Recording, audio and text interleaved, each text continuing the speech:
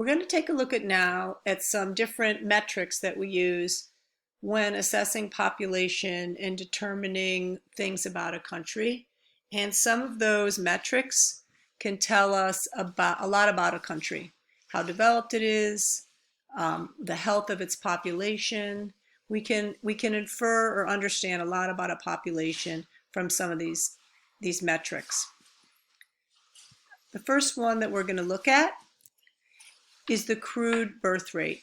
And anytime you hear rate when you're talking about a metric, it's not just a number, it's a number per 1,000 or per something else. So the crude birth rate is the number of births per 1,000 people in a population, and the crude death rate is the number of deaths per 1,000 people in a population.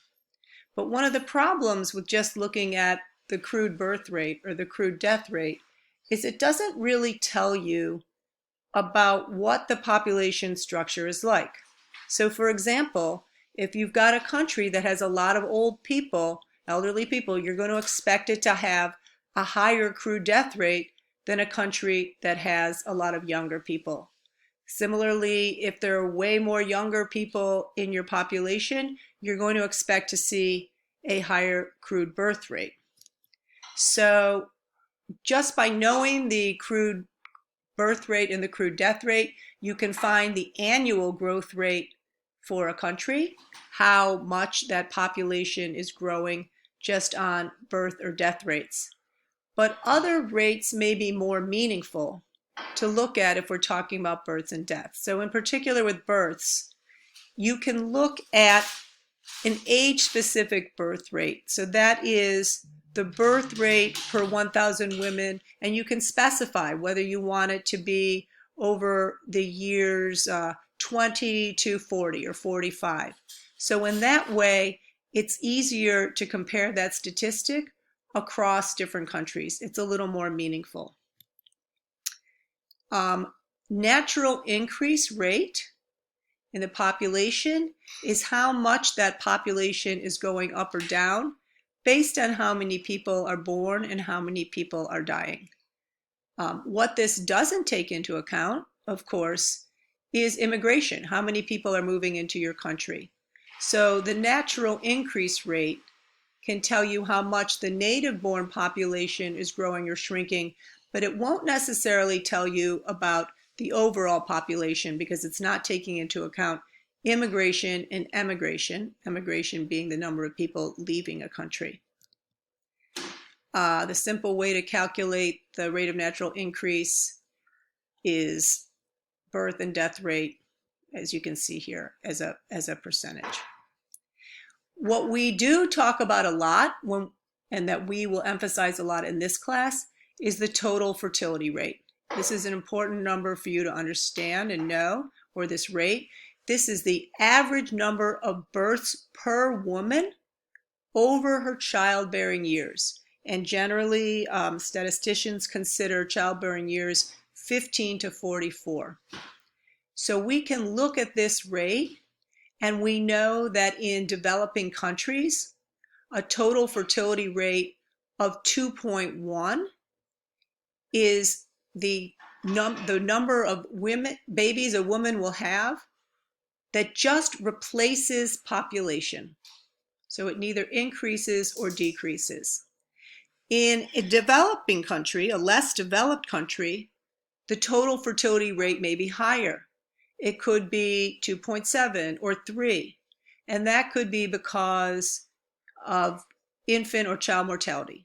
So if there's not good health care in that country and babies and children aren't living as long, just to replace the population, women need to have more babies on average. So again, the total fertility rate is the average number of births per woman over her childbearing years. So a couple of other metrics that we look at to assess the overall well-being and health of a country are child mortality rate and infant mortality rate. We'll look at infant mortality rate first. That's the number of deaths in children under the age of 1 per 1,000 births. So infant mortality is the number of deaths of babies under 1 year old, and child mortality rate encompasses that. It's the number of deaths per 1,000 births before the age of 5. And these are important to know because if a country has good health care, good prenatal care for pregnant women, vaccinations, things like that, you'll see lower child and infant mortality rates. So if the child and infant mortality rates are high, that's a pretty good indication that that's a lesser developed country. They don't have very good or very adequate maternal health care and child health care. So we can see here for infant mortality rate in 2017, the countries that are orange and dark orange are those that have a higher infant mortality rate. Now, if we looked at the US, and these are of more developed countries, we can see that the United States is actually at the bottom of the rankings for infant mortality of developed countries. In other words, we have a higher infant mortality rate in the United States than all of these other countries above us.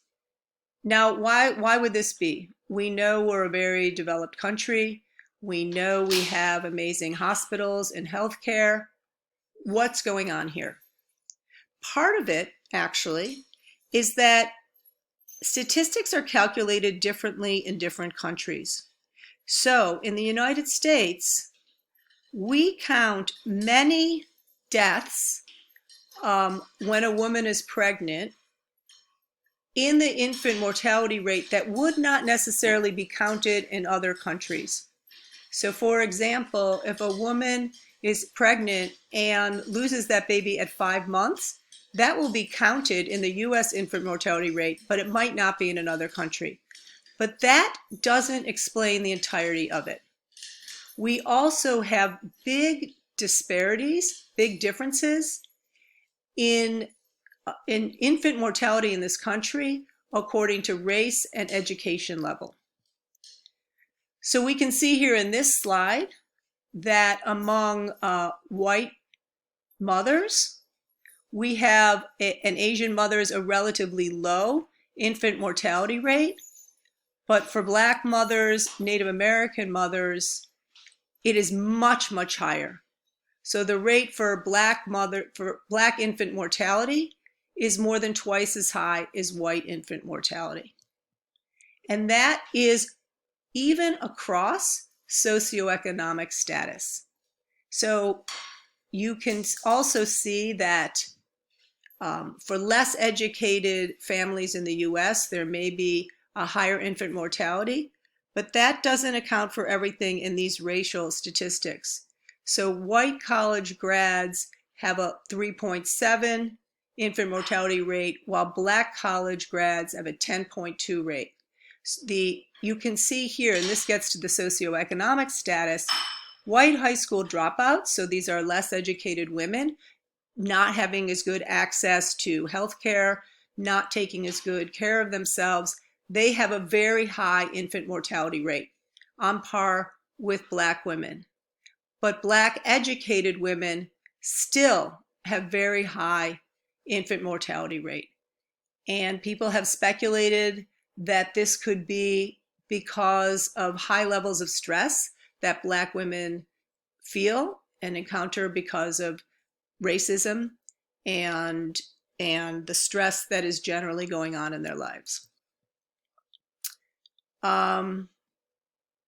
This is a duplicate slide.